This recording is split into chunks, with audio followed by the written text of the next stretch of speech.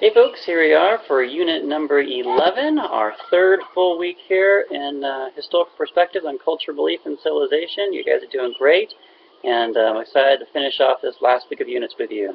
This unit is the creativity and challenges of medieval cities. We're going to think a little bit about medieval life, and specifically how the movement from being more of an agrarian society into more of an urban society, both economically and socially, impacted the way that the people in the Middle Ages began to sort of see the world and interact with one another and other institutions like the state and the church and the like. So, reading chapters 11 in Western Society and the Sources book.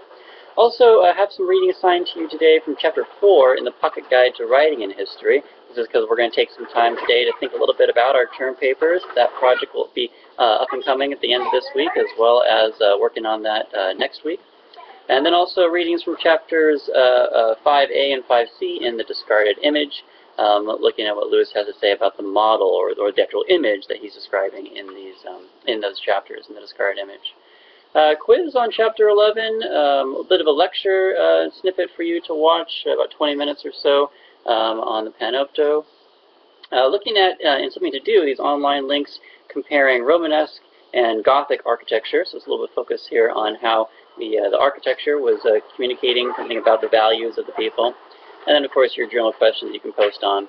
And the discussion questions that you can link to there at the bottom for us to discuss on the discussion boards. I do also want to highlight down at the bottom of this unit here a couple of things pertaining to the term papers. These things here aren't like graded or what have you, but this is just sort of some aids for you, some helps for you, perhaps as you're trying to think about your term paper.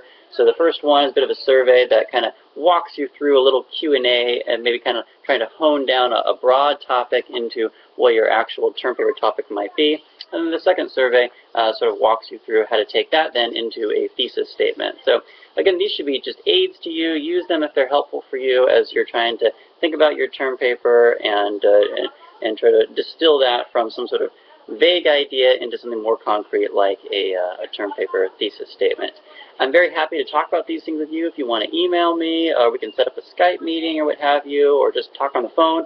I'm happy to chat about your term papers and what you're thinking there, just kind of guide you through any of the topics that you're thinking about. That's what we have here for Unit 11.